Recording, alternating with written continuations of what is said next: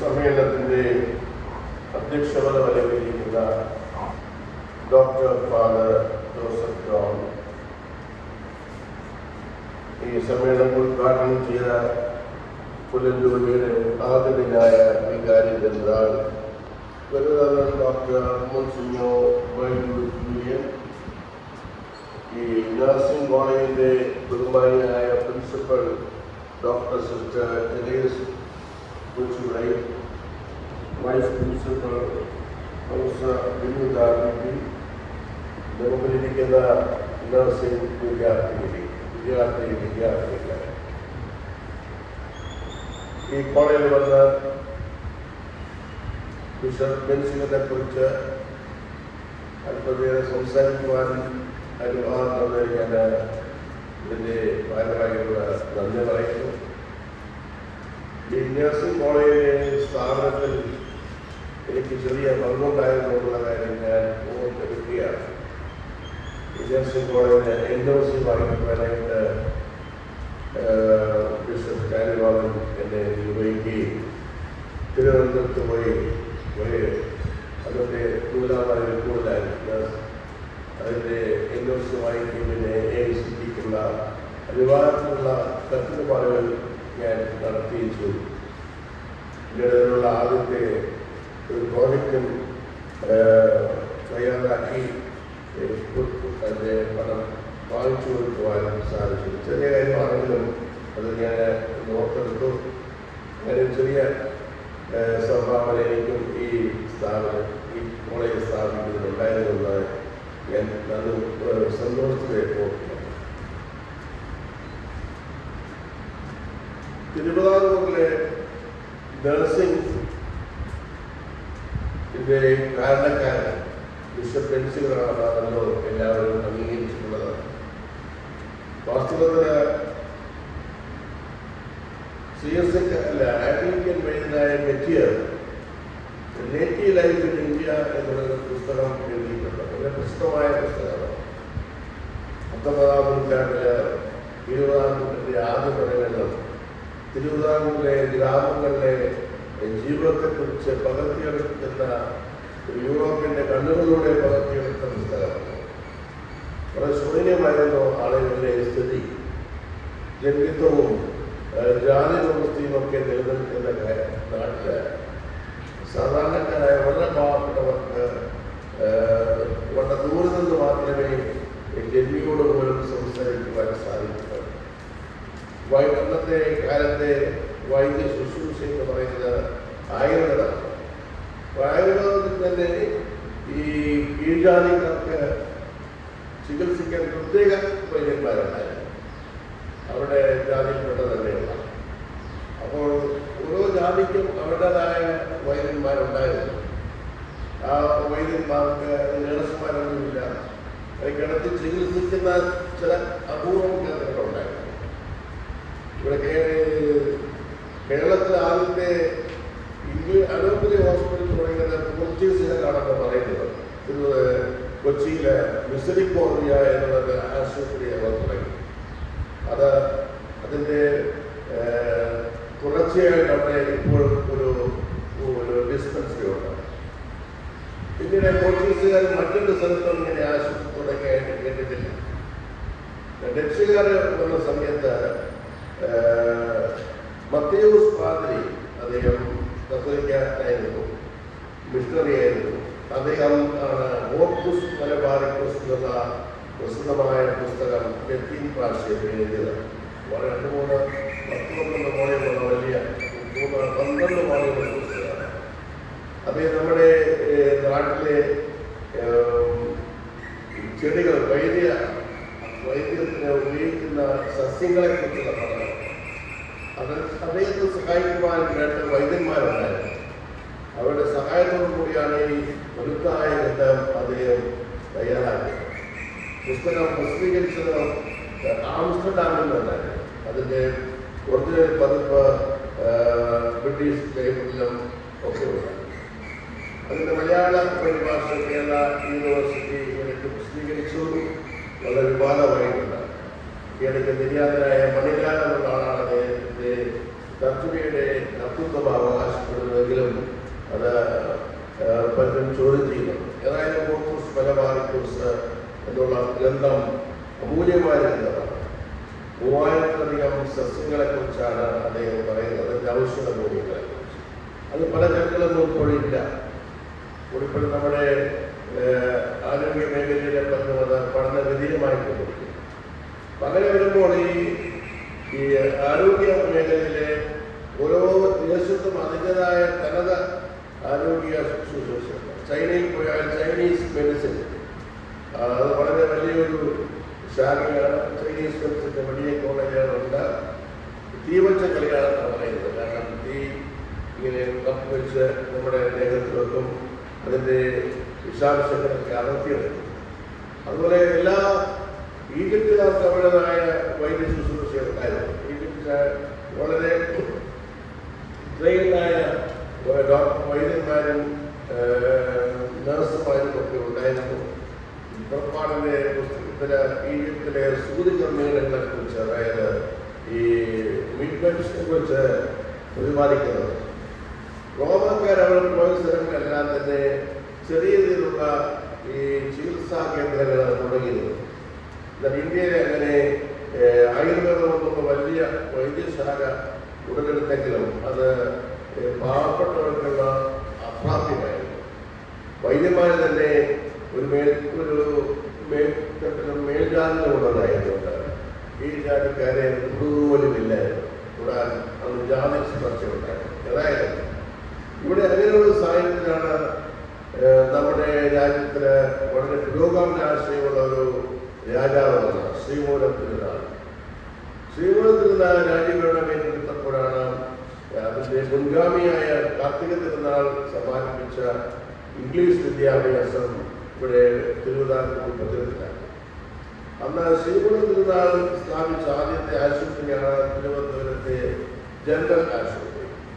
അവിടെ ജോലി ചെയ്യുന്ന ഇംഗ്ലീഷുകാരായ ഡോക്ടർമാര് രാജാവിനോട് പറഞ്ഞു, ഇവിടെ ഈ നഴ്സുമാര്, പരിശീലനം ലഭിച്ച നഴ്സുമാര് ആവശ്യമാണ്, അല്ലെങ്കിൽ നമുക്ക് നല്ല ചികിത്സ ജനങ്ങൾക്ക് നൽകാൻ കഴിയും.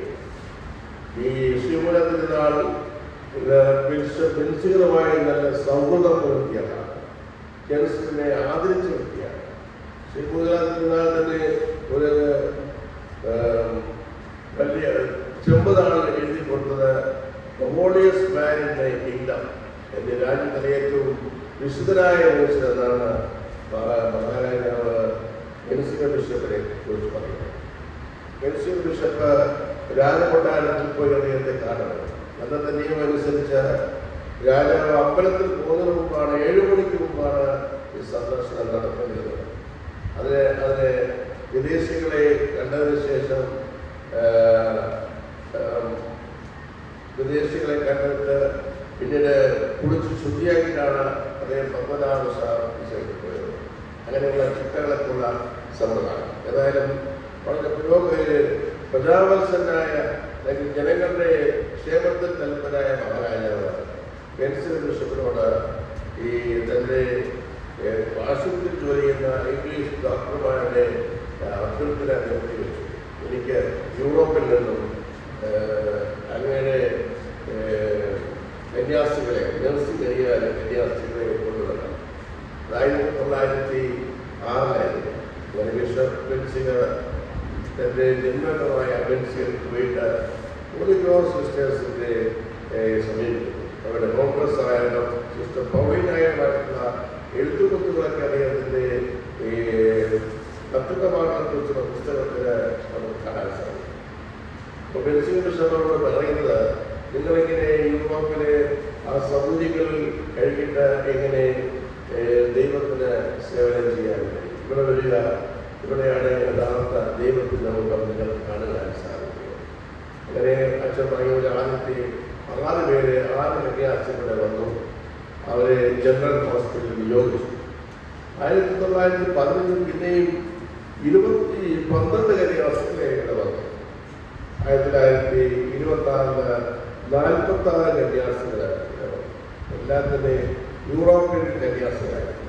നഴ്സിംഗ് അങ്ങനെ അതിൻ്റെ പ്രാഗൽഭ്യം ഇല്ലെങ്കിലും നേഴ്സിംഗ് ആദ്യം പാടാൻ അറിയാമല്ലോ.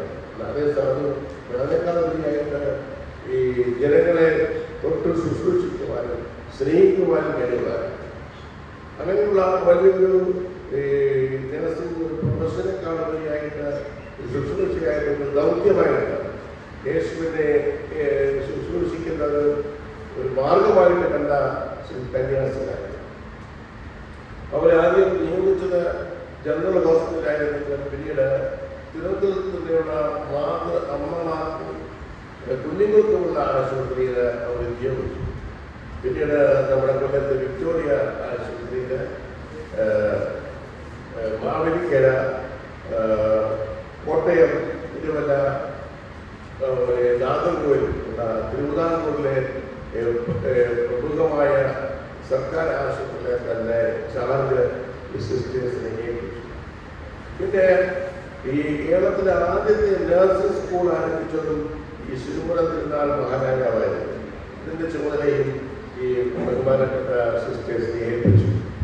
അന്നൊക്കെ പറയുന്നത് നഴ്സിംഗ് പഠിക്കുവാനായിട്ട് ഈ നാട്ടുകാർ ആരും വരുത്തില്ലായിരുന്നതാണ്. നമ്മുടെ നാട്ടിൽ അക്കാലത്ത് നഴ്സിംഗ് അത്ര ഒരു പ്രമുഖമായിട്ടുമില്ല. അങ്ങനെ ഒരു ഹീനമായ ജോലിയായിട്ട് പോലും കരുതിയിരുന്നു. മനുഷ്യരെ തൊടുക, അവരുടെ മുറികൾ വെച്ചു, അതൊക്കെ പെൺകുട്ടികൾക്ക് പറ്റിയ ജോലി അല്ല എന്നാണ് വിചാരിച്ചത്. ഫ്ലോറൻസ് നൈറ്റിംഗലിന്റെ ആ ചെയ്തിന്റെ കൂടെ അവരെ ഉണ്ടായിരുന്നോ അല്ല. പിന്നെ അങ്ങനെയായാലും ഈ തിരുവിതാംകൂറിലെ മധ്യ തിരുവിതാംകൂറിൽ നിന്നാണ് ആദ്യം നഴ്സിംഗ് പഠിക്കാനായിട്ട് കുട്ടികൾ വന്നിരുന്നത്. പിന്നെ സിസ്റ്റേഴ്സ് തന്നെ അവരുടെ കന്യാസികളെ നഴ്സിംഗ് പഠിപ്പിച്ചു. ഈ അക്കാലത്ത് ഈ GK കാവൂർ മാനുവൽ എന്നുള്ള പുസ്തകം GK വേലിക്കുള്ള തൻ്റെ പുസ്തകത്തിൽ ഈ കോഴിക്കോട് സിസ്റ്റേഴ്സിൻ്റെ ആരോഗ്യനിലയിലുള്ള ഇടപെടലിനെ കുറിച്ച് വളരെയധികം പ്രശംസിച്ച് സംസാരിക്കുന്നുണ്ട്. ഞാൻ പറയുന്നത്, if not for these European sisters, our state would not have been able to counter the epidemics and cater to the growing health needs of the people. അങ്ങനെ അദ്ദേഹം എഴുതി വെച്ചത് വലിയൊരു സാക്ഷ്യമാണ്. അതിലേക്ക് വലിയപ്പോൾ എന്ന് പറയുന്നത് ഈ തിരുവിതാംകൂറിലെ ചരിത്രം എഴുതിയ വ്യക്തിയാണ്. അങ്ങനെ അപ്പോൾ രണ്ടാമത്തെ കാര്യം, ഈ സർക്കാർ ആശുപത്രിയിലായിരുന്നു ഈ സിസ്റ്റേഴ്സിനെ നിയോഗിച്ചത്. അതൊന്നും ഈ സ്വകാര്യ മേഖല ആശുപത്രി ഇല്ല. മെഡിസിൻ മിഷന് തന്നെ എൻ്റെ രോഗ ചികിത്സയ്ക്ക് പോയിക്കൊണ്ടിരുന്നത് സർക്കാർ ആശുപത്രിയിലായിരുന്നു. അദ്ദേഹം മരിച്ചതും ഈ ജനറൽ ഹോസ്പിറ്റലിൽ കിടന്നാണ് മരിച്ചത്. അന്നത്തെ അച്ഛന്മാരെല്ലാം തന്നെ ഈ നമ്മുടെ കൊല്ലത്തെ ജനറൽ ഹോസ്പിറ്റലാണ് ചികിത്സയ്ക്ക് പോയിരുന്നത്. അവിടെയായിരുന്നു ഈ വൈദികർ പോലും ചികിത്സയ്ക്ക് പോയിക്കൊണ്ടിരുന്നത്. അത്ര സ്വകാര്യ മേഖലയിലെ ആരോഗ്യത്തിന് വരാത്ത സമയത്ത് ബെൻസുകാരുടെ തന്നെ വലിയ സമ്മർദ്ദമുണ്ടായിരുന്നു. ഒരു യൂറോപ്പിലേക്ക് ഒരു ആശുപത്രി തുടങ്ങണം. അന്ന് അതിന് മറുപടിയായി എഴുതിയത്, ഇങ്ങനെ ഒരു ആശുപത്രി തുടങ്ങിക്കഴിഞ്ഞാൽ എങ്ങനെ ഈ രാജ്യത്തിലെ പാവപ്പെട്ടവർക്ക് ഇതിലേക്ക് വൈദ്യ ശുശ്രൂഷ എത്തിക്കാൻ കഴിയും. പൊതു ആരോഗ്യ രംഗത്തെ ശക്തിപ്പെടുത്തുവാനാണ് ബിഷപ്പ് ബെൻസിന് ശ്രമിച്ചത്. ഇപ്പോഴും നമ്മുടെ സംസ്ഥാനത്ത് പല ആശുപത്രികളിലും കന്യാസികളൊക്കെ ജോലി ചെയ്യുന്നുണ്ട്. അവരുടെ സാന്നിധ്യം അതിനൊരു പ്രത്യേക വളരെ വ്യത്യസ്തമായ ഒരു ചിത്രം ആശുപത്രിക്ക് നൽകുന്നുണ്ട്. കോട്ടയം മെഡിക്കൽ കോളേജിൽ ഒരുപാട് കന്യാസികൾ ജോലി ചെയ്യുന്നതാണ്, തിരുവനന്തപുരം മെഡിക്കൽ. അപ്പോൾ അത് ഈ പൊതു ആരോഗ്യ രംഗം എന്ന് പറയുന്നത് ഇവിടുത്തെ ഏറ്റവും താരത്തിലുള്ള ആളുകൾക്കുള്ള അഭയകേന്ദ്രമാണ്. മൂന്നാമതായിട്ട് ബിഷപ്പ് ബെൻസിഗർ തൻ്റെ യാത്രാവേളയിൽ ഈ കാളവണ്ടിയിലാണ് യാത്ര ചെയ്യുന്നത്. കാളവണ്ടിയിലൊരു കസേരയിട്ടിരിക്കും. അതിൽ ചലിക്കുന്ന ഓഫീസായിരുന്നു. കാളവണ്ടിയിൽ നിന്നാണ് എഴുത്തുകളൊക്കെ ഏതോ അടുത്തുള്ള അഞ്ചൽ ഓഫീസ് വരുമ്പോൾ അവിടെ പോസ്റ്റ് ഓഫീസുകൾ അങ്ങനെ ആയിരുന്നു അദ്ദേഹത്തിന്. അദ്ദേഹം പോകുമ്പോൾ ഒരുപാട് കുച്ച്ലോയിലെ കണ്ടു. കുച്ച്ലോയിലെ അന്ന് ഏതാണ്ട് വെറുക്കപ്പെട്ട ആൾക്കാരാണ്. ഇപ്പോഴും കുച്ച്ലോകമില്ല. യേശുവിൻ്റെ കാലത്ത് പോലെയായിരുന്നു. ഏതായാലും അതേ മഹാരാജാവിനോട് ഈ ദയനീയ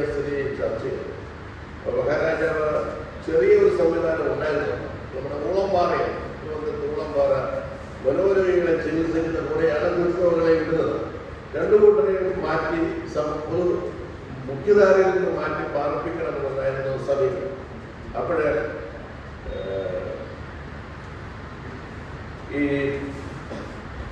ഊളന്മാരിൽ കിടക്കുന്ന പുസ്തകങ്ങളെ കാണുവാനായിട്ട് ബിഷപ്പ് പോവുകയും മഹാരാജനോട് പറഞ്ഞത് ശരിയല്ല, ഇവർക്ക് പ്രത്യേകമായ ചികിത്സാ സൗകര്യങ്ങൾ. അപ്പോഴാണ് മഹാരാജ് ആരും പോവും, ഇവരെയൊക്കെ നോക്കാൻ ആളില്ല, അത് ഞാൻ വരാം. അങ്ങനെ കന്യാസികളെ അതിനെ അയക്കുകയും നൂറിനാട്ടിലെ സർക്കാർ സംവിധാനത്തിൽ ഒരു വലിയ ലെപ്രസി അസൈലം തുടങ്ങുകയും ചെയ്തു. ഇപ്പോഴും നമ്മുടെ സിസ്റ്റേഴ്സ് അവിടെ ജോലി ചെയ്യുന്നു. അവിടെ അവസാനം ജോലി ചെയ്യുന്ന സിസ്റ്റർ ഗവൺമെൻറ് സിസ്റ്റർ ജലാൽ എനിക്ക് ശരിയാണ്. ഇപ്പോൾ ഹൃദ്രോഗം നമ്മുടെ നാട്ടിൽ നിന്ന് ഏതാണ്ട് അപ്രത്യക്ഷമായതുകൊണ്ട് നൂറിനാട് ആശുപത്രി ചെറിയ ഒരു സംഗതി മാത്രമാണ്. അവിടെ പട്ടാളത്തിൻ്റെ ക്യാമ്പൊക്കെയാണ് ഇപ്പോഴുള്ളത്. അപ്പോൾ ഇങ്ങനെ നഴ്സിംഗ് മേഖലയിലെ വലിയ സാധ്യതകൾ അല്ലെങ്കിൽ പുറകൾ വെട്ടിത്തെളിക്കാൻ മഹാരാജാവിന് ഉപദേശവും സഹായം നൽകിയ വ്യക്തിയായിരുന്നു ബിഷപ്പ് ബെൻസിയ. നഴ്സിംഗ് ക്യാപ്റ്റനെ കുറിച്ച് പുള്ളി ബിഷപ്പ് ബെൻസിയ ഒരു പ്രസംഗം ചെയ്തു. ഈ തിരുവനന്തപുരത്ത് ഈ ഈ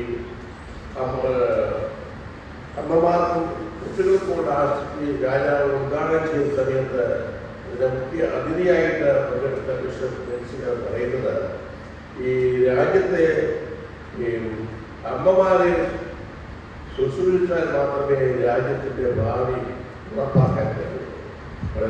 ആരോഗ്യമുള്ള അമ്മമാരെന്നാണ് ആരോഗ്യമുള്ള കുട്ടികളെ കൊടുക്കുകയുള്ളൂ.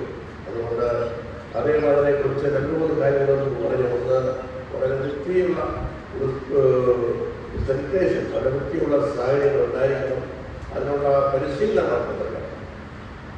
അത് രണ്ടാമത് പറയുന്നത്, ഈ അമ്മമാർക്കും കുട്ടികൾക്കും വേണ്ടതായ പ്രതിരോധ കുത്തിവയ്പ്പ് നമ്മുടെ നാട്ടിലൊക്കെ ഇല്ലായിരുന്നു. അതും യൂറോപ്പിൽ നിന്നും ഇവിടെ ഏർപ്പാടാക്കുവാനായിട്ടും ഉള്ള ഉപദേശവും ബിഷപ്പ് ബെൻസിലിനെ സഹായിക്കുവാനെന്ന മറ്റാൾക്കാരുണ്ടായിരുന്നു. തിരുവിതാംകൂറിലെ ദിവാനായിരുന്ന ഏക കത്തോലിക്കൻ വാട്സ് എന്ന് പറയുന്ന ഒരു ഇംഗ്ലീഷുകാരൻ, കത്തോലിക്കനായിരുന്നു. അദ്ദേഹം ഈ ബിഷപ്പ് ബെൻസിലിനോടൊപ്പം സഹായിച്ച രാജാവിൻ്റെ ദിവാനായിരുന്നുകൊണ്ട്, പ്രധാനമന്ത്രിയായിരുന്നുകൊണ്ട് അദ്ദേഹത്തിന് ഒരുപാട് അധികാരമുണ്ടായിരുന്നു. അദ്ദേഹത്തിൻ്റെ സമയത്താണ് സർക്കാർ ആശുപത്രികളിൽ എല്ലാം തന്നെ ഈ സിസ്റ്റേഴ്സിനെ നിയമിക്കുകയും നഴ്സിംഗ് പ്രൊഫഷൻ ഒരു നിർബന്ധമായ വ്യവസ്ഥയാക്കി മാറ്റിച്ചു. പിന്നെ ഈ രാജ്യത്ത് ഈ നഴ്സിംഗിൻ്റെ വ്യാകരണങ്ങൾ, ശുശ്രൂഷയുടെ വ്യാകരണങ്ങൾ നടപ്പാക്കുവാൻ അദ്ദേഹം വലിയ പ്രേരണ നൽകിയത് ഇതിൻ്റെ വ്യാപനം വഴിയാണ്. നഴ്സിംഗിൻ്റെയാണ്. ഇതിപ്പോൾ ഈ രാജ്യത്ത് മുഴുവനും നഴ്സിംഗ് കോളേജുകളുണ്ട്, നഴ്സിംഗ് സ്കൂളുകളുണ്ട്, സ്വകാര്യ മേഖലയിൽ ഒരുപാട് സ്ഥാപനങ്ങളുണ്ട്. ഇപ്പോഴും നമ്മൾ ഈ സ്വകാര്യ മേഖലയിലെ സ്ഥാപനങ്ങളും സർക്കാർ സ്ഥാപനങ്ങളും തമ്മിൽ വലിയ അന്തരമുണ്ട്. ഈ നമ്മുടെ മെഡിക്കൽ കോളേജിലൊക്കെ പോയി കഴിഞ്ഞാൽ അത് ഉൾക്കൊള്ളാൻ കഴിയാത്ത ചില ബാഹുല്യമാണ്. അവർക്ക് പരിചരണം നൽകുവാനുള്ള ഡോക്ടർമാരും നഴ്സുമാരും ഒക്കെ ആവശ്യത്തിന് ഇല്ലെന്നുള്ളതും വസ്തുതയാണ്. ബിഷപ്പ് ബെൻസിയ ഈ രംഗത്ത് ചില ഉൾക്കാഴ്ചകൾ കൂടി നൽകി.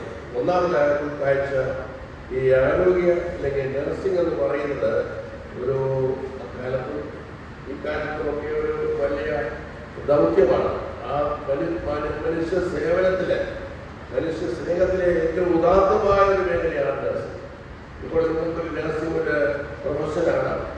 ഈ വിദേശത്ത് ജോലി സാധ്യത ഉള്ള ഒരു വലിയ മേഖലയാണ് നഴ്സിംഗ്. മിക്കവാറും ഈ കുട്ടികളെല്ലാം തന്നെ എഴുതിയിരിക്കുന്നവരെ പകുതി പേരെ ജർമ്മനിയിൽ പോകും, ഇല്ലേ?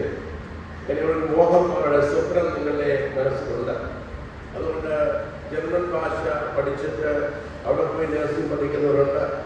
നമ്മുടെ രാജ്യത്തിൽ നിന്നും ഒരുപാട് പേരെ അവിടെ പോയി ജോലി ചെയ്യുന്നവരുണ്ട്.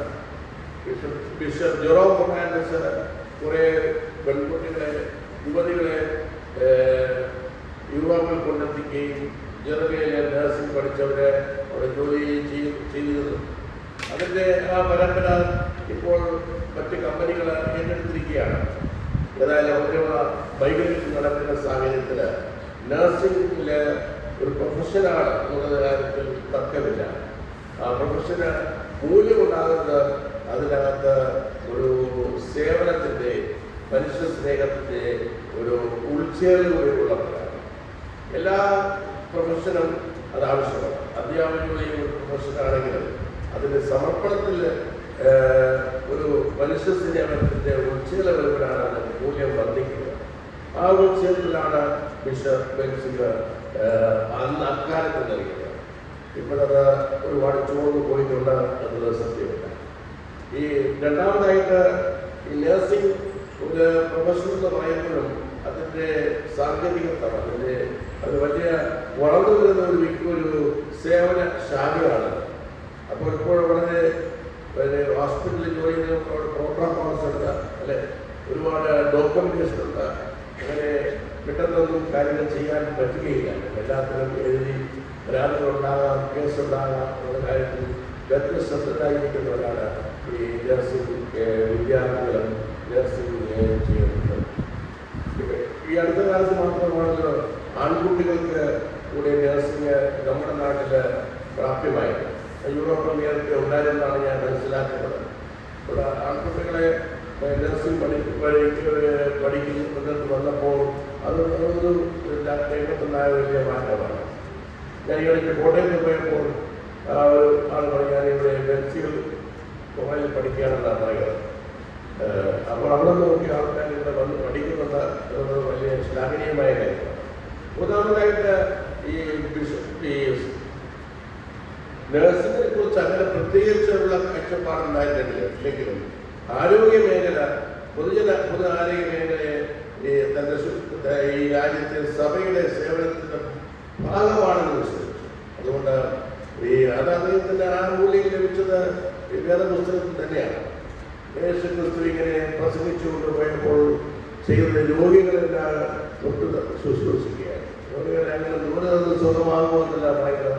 കണ്ണിൽ തട്ട് തൊട്ട് ചെവിയിൽ തൊട്ടൊക്കെയാണ്, അല്ലെങ്കിൽ ചെവി പുരട്ടി ശുശ്രൂഷിക്കുക. കുറ്റങ്ങളെ അതേ മാറുകൊണ്ട് ചേർത്ത് പിടിച്ചു. ആ ഒരു വലിയ സേവനത്തിന് നൽകിയ മാനം ഇന്ന് നമുക്കെപ്പോഴും പ്രചോദനമാണ്. ആ പ്രചോദനം ഉൾക്കൊണ്ടുകൊണ്ട് തന്നെയാണ് ഈ നഴ്സിംഗ് മേഖലയ്ക്ക് അദ്ദേഹം പുതിയ ചൈതന്യം നൽകുന്നത്. അതുകൊണ്ട് നിങ്ങൾ എല്ലാവരും നഴ്സിംഗ് പ്രൊഫഷനിലേക്ക് കടക്കുമ്പോഴത്തേക്ക് ഈ ചൈതന്യം ഏറ്റുവാങ്ങണം. ഇത് ഒരു പ്രൊഫഷനാണ്, അതേസമയം മനുഷ്യ സേവനത്തിനുള്ള ഒരു വലിയ തുറയാണ്. അത് മനസ്സിൽ എപ്പോഴും കാത്തു സൂക്ഷിക്കണം. അത് തന്നെയാണ് ബിഷപ്പ് ബെൻസിഗർ തൻ്റെ കൂടെയുള്ള എല്ലാവരോടും പറയുന്നത്. ഒരു കാര്യം നിങ്ങൾ പറയാം, ഈ അന്നത്തെ കാലത്ത് ഈ ഒരാൾ മരണത്തോട് അടുത്ത് വരികയാണെങ്കിൽ അയാളെ തറയിൽ കിടന്നത് ഇവിടെ ഒരു ഫാദർ ഉണ്ടായിരുന്നു, എബ്രഹാം തരകൻ. അദ്ദേഹം ഈ ഉന്നയിക്കപ്പെട്ട ഒരു ആദിയിൽ കുടുംബത്തിൽപ്പെട്ട ഒരാളായിരുന്നു. അയാളുടെ മകനെ സെമിനാരിൽ കൊണ്ട് ചേർത്തു. ഒരു ദിവസം പറഞ്ഞു അയാൾ രോഗബാധിതരായി ആശുപത്രി കിടക്കും. അപ്പോൾ തറയിൽ കിടക്കുകയാണ്. സിസ്റ്റർമാർ പറഞ്ഞ ഡോക്ടർ പറഞ്ഞു മരിക്കാൻ പോകുമ്പോൾ തന്നെ തറയിൽ കിടക്കും. അതാണ് ഇവിടുത്തെ ഈ നമ്മുടെ രാജ്യത്ത് എല്ലാവർക്കും അങ്ങനെയാണ്, തറയിൽ കിടന്നാണല്ലോ മരിക്കേണ്ടത്. ആയുർവേദത്തിൽ അങ്ങനെയാണ്. അപ്പം അതിനൊരു മാറ്റം വരുത്തിയത് ബിഷപ്പ് ബെൻസിഗർ. അതിൻ്റെ ആവശ്യമില്ല, കിടക്കുന്നത്. പക്ഷെ അന്നേരം അത് പറയുന്നത് ഈ ഒരു കലശനായ പനിയാണ്. ഈ മകൻ ഈ സുഖം പ്രാപിക്കും രാത്രി 12 മണിക്ക്. ഞാൻ തന്നെ അവന് തിരുപ്പെട്ടത് ഡോക്ടറെ കാത്തിരിക്കുകയാണ്. പനി സാവകാശം 12 മണിയോട് തീർന്നു. പിന്നീട് അദ്ദേഹത്തിൻ്റെ വൈദികനെ അനുഷ്ഠിച്ചു. ഒരുപാട് നാൾ സേവനം ചെയ്ത് ഇവിടെ തന്നെ വരികയാണ്. അപ്പോൾ ഇങ്ങനെ ഈ ചില രീതികളിൽ അദ്ദേഹത്തിൻ്റെ ഇടപെടൽ മാറ്റം വരും. രോഗികളെ അങ്ങനെ മരിക്കാൻ പോകുമ്പോൾ തലയിൽ കിടക്കുക, അങ്ങനെ മരണത്തിൽ വിട്ടുകൊടുക്കുക എന്ന രീതിയൊക്കെ നമ്മുടെ നാട്ടിലുണ്ടായിരുന്നു. ഒരു പരിധി വരുമ്പോൾ വൈദ്യന്മാരെ കൈവഴി വരും, പിന്നെ ഒന്നും ചെയ്യാനില്ല എന്ന് പറയും. അപ്പോൾ അതൊക്കെ മാറ്റി ഇതിൻ്റെ ഒരു ശാസ്ത്രീയ സമീപനം ഉണ്ടാക്കുന്നതിന് വളരെ സമ്പാദിച്ചു. ഞാൻ വാക്കുകൾ ചുരുക്കിയാണ്. നിങ്ങളെ ഇതിൻ്റെ മുമ്പിലിരിക്കുന്ന ഈ വിദ്യാർത്ഥികളെ കുറിച്ച് എനിക്ക് അഭിമാനമാണ്. നിങ്ങൾ ഈ ഒരു പ്രൊഫഷൻ തിരഞ്ഞെടുത്തതിന് നിങ്ങളെ അഭിനന്ദിക്കുന്നു. ഇത്രയേക്കാൾ മഹനീയമായ പ്രൊഫഷന് ഒരു വ്യക്തിക്ക് ഇല്ലത്. കാരണം ഒരു എഞ്ചിനീയറായാലോ ഒരു അധ്യാപകനായാലോ കിട്ടുന്ന മനസ്സംതൃപ്തിയല്ല നിങ്ങൾക്ക് ലഭിക്കാൻ പോകുന്നത്. ഒരു രോഗിയെ തൊടുമ്പോൾ അയാളെ ജീവിതത്തിലേക്ക് തിരിച്ചു കൊണ്ടുവരുമ്പോൾ നിങ്ങൾക്കുണ്ടാകുന്ന സന്തോഷം വളരെ അതുല്യമായി. ആ ഒരു വലിയ സേവന മേഖലയിലേക്ക് നിങ്ങൾ കടന്നു ചെല്ലുമ്പോൾ നിങ്ങൾക്ക് എപ്പോഴും അഭിമാനവും സന്തോഷവും ഉണ്ടായി. യൂറോപ്പിലൊക്കെ പോകുമ്പോൾ യൂറോപ്പിൽ മലയാളി നഴ്സുമാരെ ആദരിക്കുന്നത് അവരുടെ സമർപ്പണത്തുള്ളത്, അവരുടെ ഹാർഡ് വർക്ക്, പിന്നെ അവരുടെ സാംസ്കാരികമായിട്ട് ഒത്തുചേരാനുള്ള വലിയ കഴിവ്. അതുകൊണ്ടാണ് അവിടെ ഗുണമില്ല, അവിടെ നിങ്ങൾ അവതരിക്കപ്പെടണം, നല്ല സേവകരായി മാറണം. അതിനുള്ള എല്ലാവരെയും ദൈവത്തിൻ്റെ എന്ന് പ്രാർത്ഥിക്കുന്നു. അപ്പോഴും നിങ്ങൾ പഠിച്ച കോളേജിൻ്റെ പേരിൽ അറിയപ്പെടേണ്ട പേരുകാരൻ ബിഷപ്പ് ബെൻസിയൊക്കെ ഓർക്കണം. ഈ സംസ്ഥാനം തിരുവിതാംകൂറിൽ നഴ്സിംഗ് ഏർപ്പെടുത്തിയ ഒരു പ്രധാനമായിരുന്നു. അദ്ദേഹം ബിഷപ്പിൽ കൂടെയായിരുന്നു എന്നുള്ള കാര്യം മനസ്സിൽ കുറിച്ചിടുക. എല്ലാവർക്കും നന്ദി.